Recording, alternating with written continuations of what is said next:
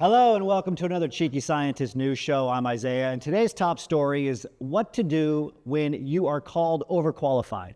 What if an employer is seeing you as overqualified, whether they say it to you directly or not as feedback after an interview, or if you're just getting that sense that they don't believe you want to stay in that role. What's happening?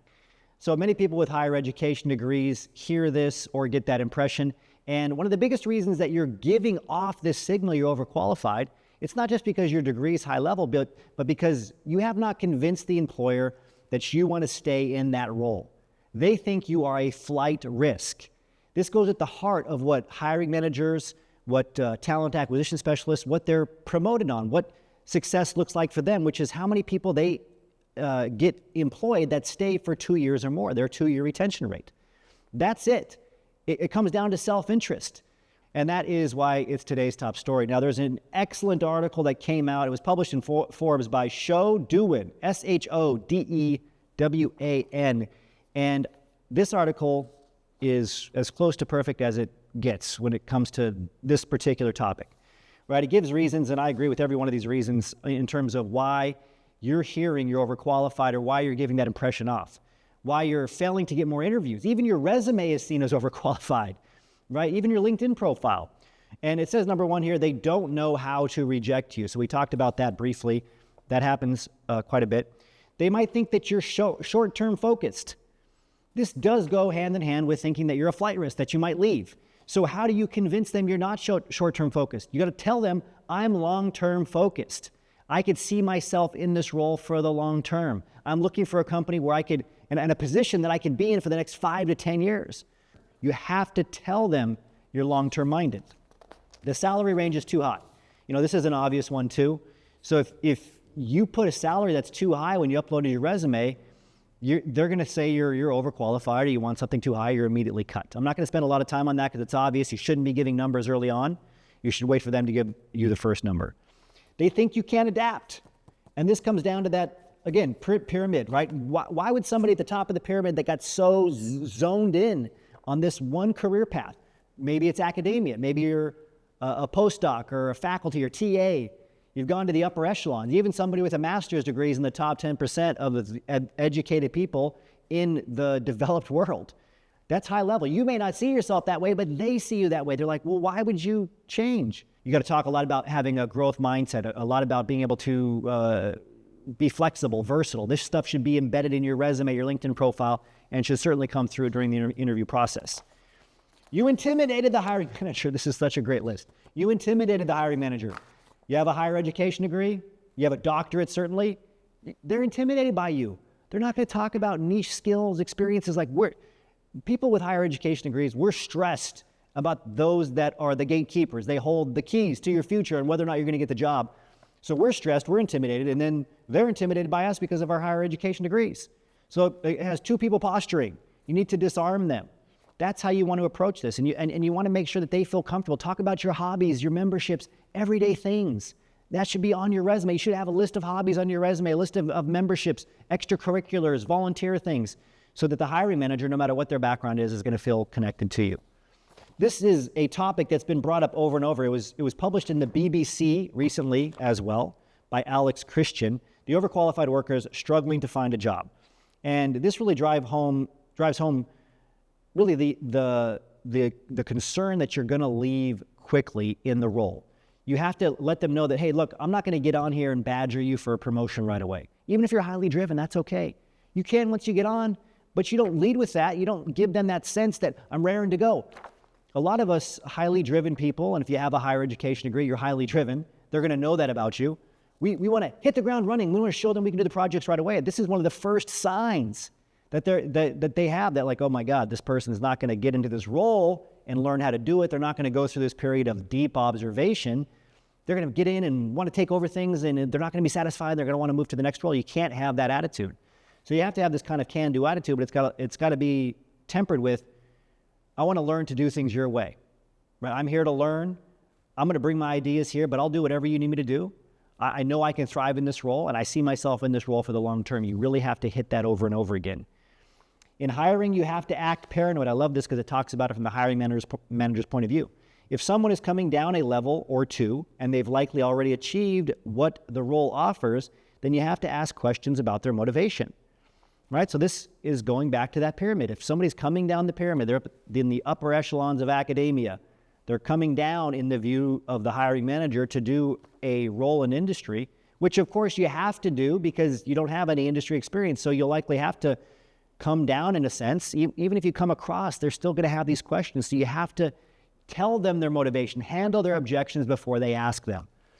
Another article, The Dark Side of Experience, what you do if you're overqualified. So too much of a good thing, right? Being overqualified, it means a candidate appears capable of not just meeting the needs of the posted position, but absolutely excelling and thriving at the role, right? Something that they think that you're not going to be satisfied, or you're going to totally crush the role, get bored, want to leave, or you're going to use it to hop to another position, as we've been talking about. This gives numbers, though, which I like. A recent poll encompassing 2,000 people in the United States who are looking for employment found that while 39% worry about being seen as inexperienced or underqualified, 18% have been told or are worried about being considered overqualified. Okay, that's likely you if you're watching this. Overqualified for a job, how to avoid being passed over for a role. Tae-Hong Yi. So T-A-Y-H-O-N-G Yi, another great article. The last one on this particular topic. Question, I was told I was overqualified for a role that I wanted to take. Should that matter?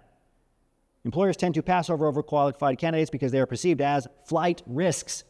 So again, I'm hitting a lot of the same points over and over again, but that's what's important. So if you're concerned about being overqualified, number one, make sure you really zero in and you're speaking the language of that role so they know that you want that role and you understand it. Talk about how you are long-term minded for that role, how you want to be there, how you're the right fit for the company. You want to be at that company for the long term. Don't show that you want to take control or hit the ground running, but that you want to learn to do things the company's way, right? You want to serve the broader goals of the organization, their mission. You want to be a part of their culture and so forth. Next up, we're going to turn to Interview Insights, a new segment that we're going to be doing. And I want to start with this article, How to Answer What Are Your Strengths and Weaknesses. This is an incredible article from the Harvard Business Review. And I love it because it gives examples of how to answer the question, what are your strengths? And then examples of the questions, what are your weaknesses? We're seeing this a lot right now in interviews. You have to be prepared for these questions.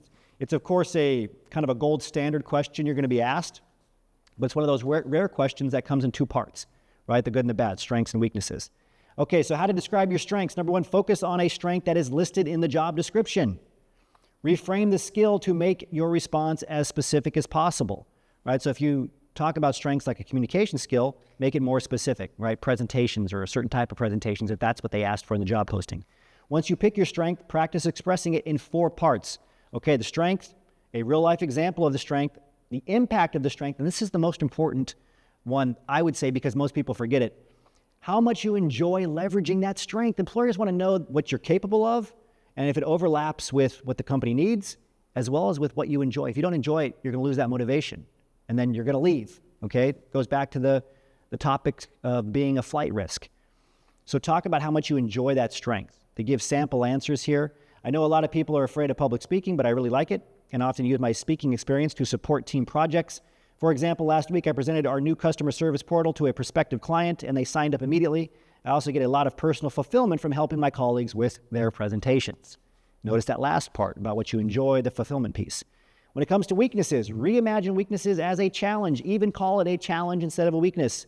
Choose skills that are easily correctable through training, like data analysis, again, presentation, software, etc. Don't choose things that, number one, are harder to train on, like you're disorganized, impatient, insecure, and avoid things that are crucial to the role. Like, so if presentations are crucial to the role, I wouldn't bring that up as a challenge. I'd bring up something else that's not crucial to that particular role. Avoid cliches like I'm a workaholic, right? I do too much research, I'm too amazing.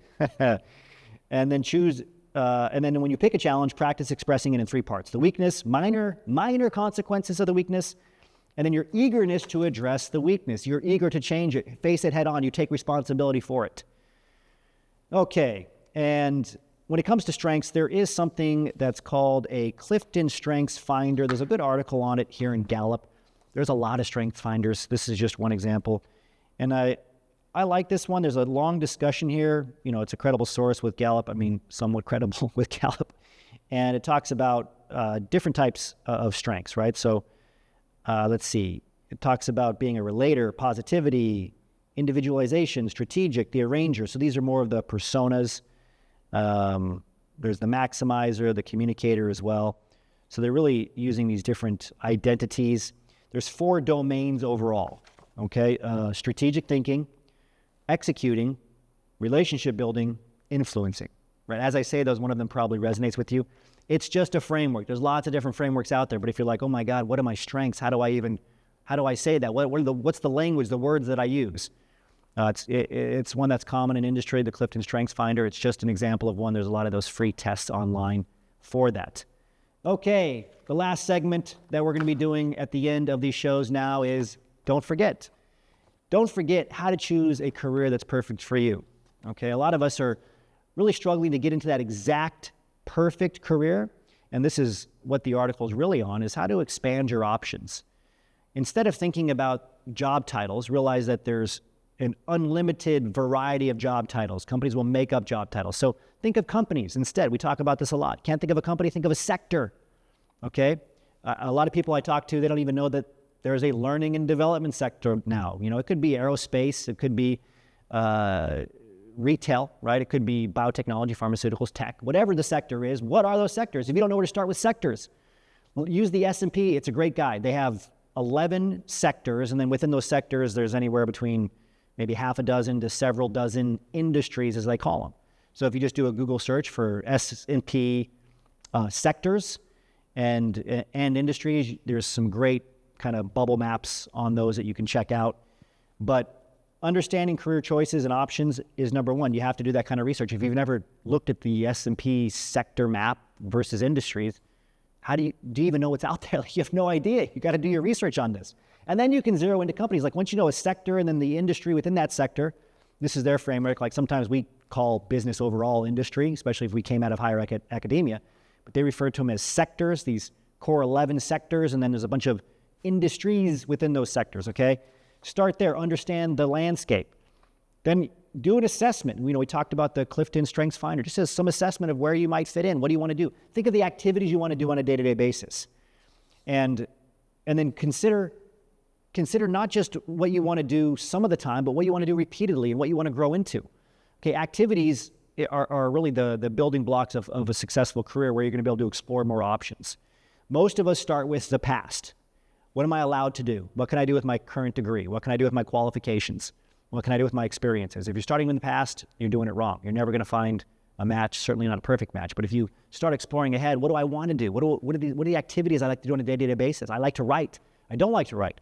I like working with numbers. I don't like working with numbers, right? These are the things that you want to ask yourself. I like coordinating with people. I need a lot of alone time. I need to be around people all the time. Managing, presenting, data analysis, programming, right? So think in terms of activities, define what that role looks like, and then look at that S&P 500 map or other various maps out there. We have a great 63 position guide.